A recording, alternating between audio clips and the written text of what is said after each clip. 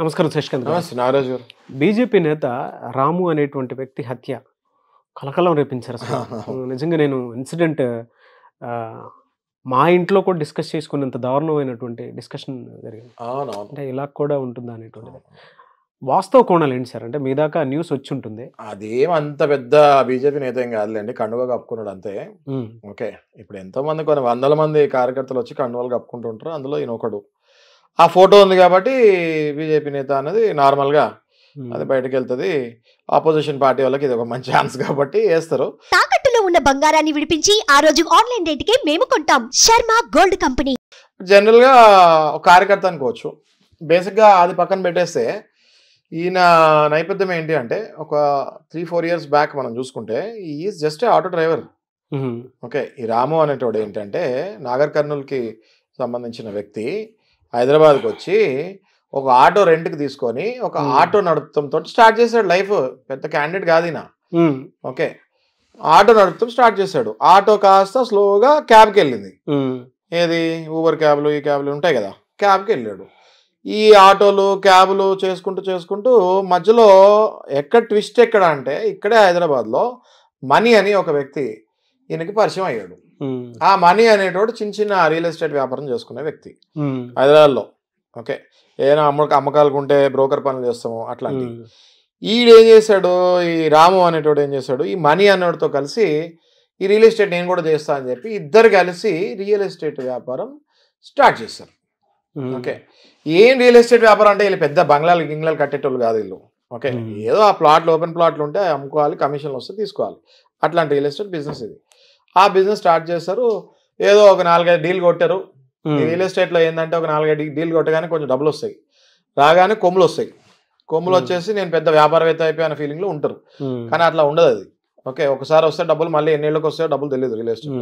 వీళ్ళు ఏంటంటే ఆ తాత్కాలికంగా ఏం ఫీల్ అవుతారంటే, వీళ్ళు ఓ 10 ఉంగరాలు వేసేసుకొని గొలుసులు వేసేసుకొని నేను పెద్ద రియల్ ఎస్టేట్లో కింగ్ అయిపోయా అన్న ఫీలింగ్లో ఉంటారు. ఓకే, ఈ మనీ రాము ఇద్దరు కూడా ఒక 4-5 డీల్ చేసుకొని మేము పెద్ద రియల్ ఎస్టేట్లో కింగ్ అయిపోయామన్న ఫీలింగ్కి వెళ్ళిపోయి ఈ ఆటో నడుపుతాలు ఈ కారు నడుపుతాలు ఇవన్నీ వదిలేసుకున్నారు.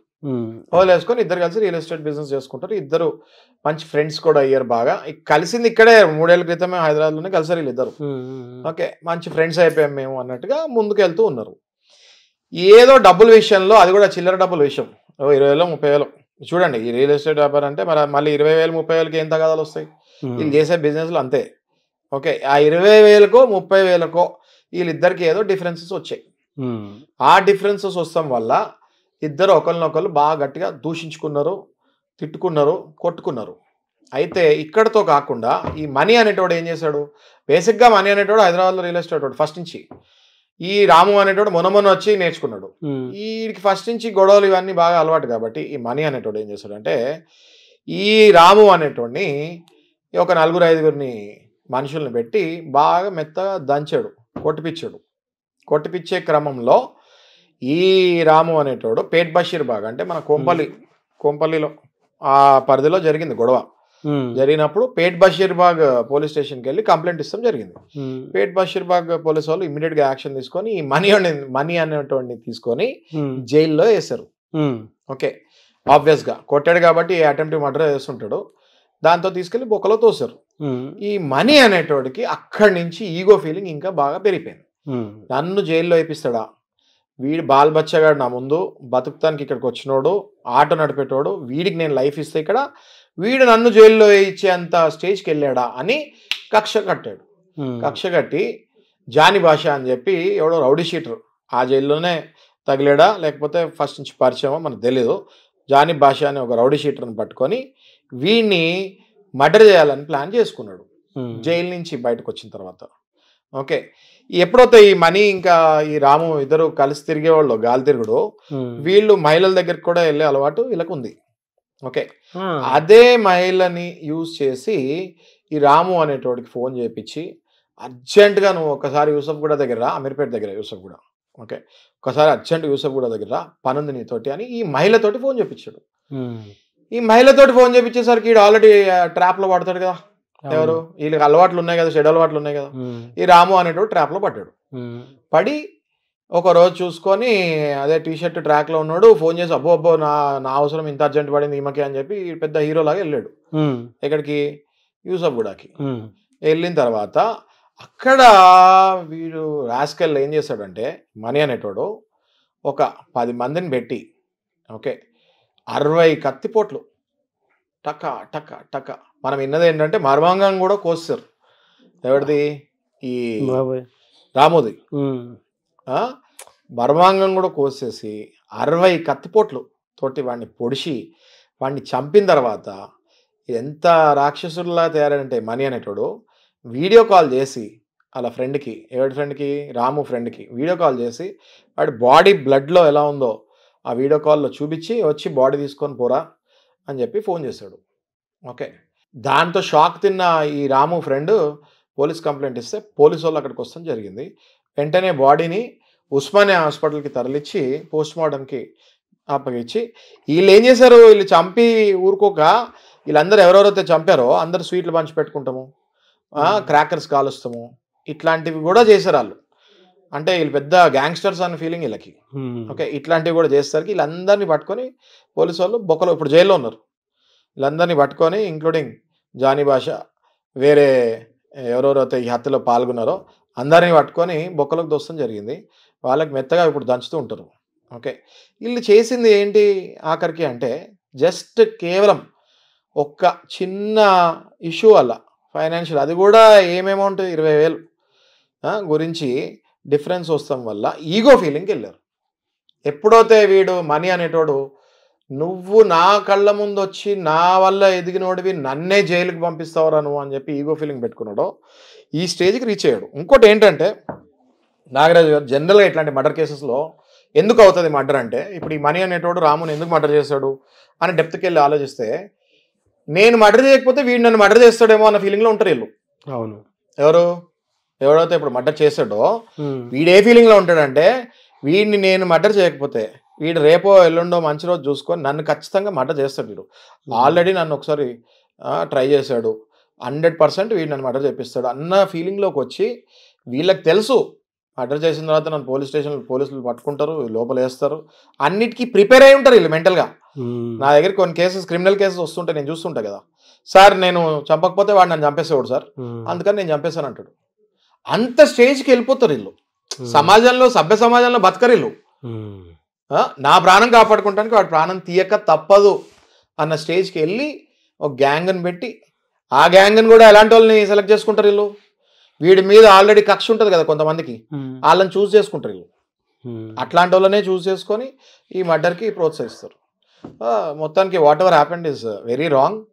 జరిగింది, జరగకుండా మనం ఎంత ట్రై చేసినా ఇట్లాంటి ఇన్సిడెంట్స్ అయ్యేవి జరుగుతూనే ఉంటాయి. కాకపోతే ఏంటంటే వీడికి సరైన పనిష్మెంట్ వేసి సమాజానికి చూపించాలి.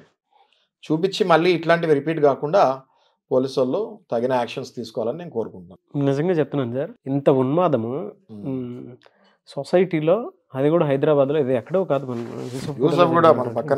పక్కనే మా ఇంట్లో దారుణమైనటువంటి డిస్కషన్. రోజు మనం న్యూస్ చేస్తున్నా కూడా కరెక్ట్, మర్మాంగం కోసేసి 60 సార్లు పొడిచి చచ్చిపోయిన తర్వాత మళ్ళీ సెలబ్రేషన్ చేసుకుంటారు. సినిమాలు అనుకుంటారు. ఇంకొకటి నేను ఇలా చెప్తున్నాను కదా sir, even India Pakistan war జరిగినా కూడా అంత దారుణమైనటువంటి స్థాయిలో ఎవరు బిహేవ్ చేసినట్టు, ఈవెన్ టెర్రరిస్టులు కూడా అంత దారుణం చేయరు. ఏదో ఇన్సిడెంట్లో వాళ్ళ మనోభావాలు దెబ్బతింటే తప్ప, చెప్తున్నాను. Correct correct. అలాంటి మనుషులు ఇక్కడ ఈ ఇన్సిడెంట్లో మనకు కనిపిస్తున్నారు అని అంటే ఎక్కడికి వెళ్తుంది? వీళ్ళు జైల్లో వేయటమే కానీ కాదండి, according to my self hang చేసేయాలి, అటెండ్ వాళ్ళు చేసేయాలి. అండ్ వీళ్ళకి పడే ఛాన్సెస్ కూడా ఉన్నాయి. వీళ్ళకి లైఫ్ ప్లస్ డెత్ పెనాల్టీ పడే ఛాన్సెస్ కూడా ముమ్మరంగా ఉన్నాయి. వీళ్ళని ఎట్లా చేయాలి అంటే బేసిక్గా వీళ్ళకి వేసే పనిష్మెంట్ కూడా మళ్ళీ ఈక్వల్ పబ్లిసిటీ రావాలి. మనం ఇవాళ ఇన్సిడెంట్ అయింది కూర్చొని మాట్లాడుకుంటున్నాము, రేపు వీళ్ళకి పనిష్మెంట్ పడిన తర్వాత కూడా అది బయటకి మళ్ళీ మీడియాలో చర్చించుకుంటేనే ఇట్లాంటివి మళ్ళీ జరగకుండా ఉంటాయి. So we have to wait, ఇది ఎలా వెళ్తుంది, మనం దగ్గర ఉండి క్లోజ్గా ఇలాంటి కేసెస్ ఫాలో అప్ అవ్వాలి. ఎందుకంటే ఇది పబ్లిక్ ఇంట్రెస్ట్ సంబంధించిన కేసెస్, క్లోజ్గా ఫాలో అప్ అవ్వాలి. మిమ్మల్ని ఎవరైనా ఆ విధంగా బెదిరిస్తున్నట్టు అనిపించినా, లేదు నాకు ఇట్లా ప్రాణహాని ఉందని తెలిసినా, మీరు కనుక డైరెక్ట్గా మీడియాకి వచ్చి మాట్లాడుకోవాలి అనుకున్నటువంటి ఎవరైనా సరే, శశికాంత్ గారు నేను అంటే మాకు సంబంధించినటువంటి ఈ ప్రోగ్రాంలో, పర్టికులర్గా ఇదే ప్రోగ్రాంలో మీరు కనుక పార్టిసిపేట్ చేసి ముందుకు రావాలి అనుకున్నటువంటి వాళ్ళు ఎవరున్నా సరే మీకు కనుక అట్లనే అనిపిస్తే స్క్రీన్ మీద మీ కాంటాక్ట్ నెంబర్ కనిపిస్తుంది, దానికి మీరు కాల్ ఆర్ మెసేజ్ వాట్సాప్ చేసినా సరే మీరు మా షోకి రావచ్చు.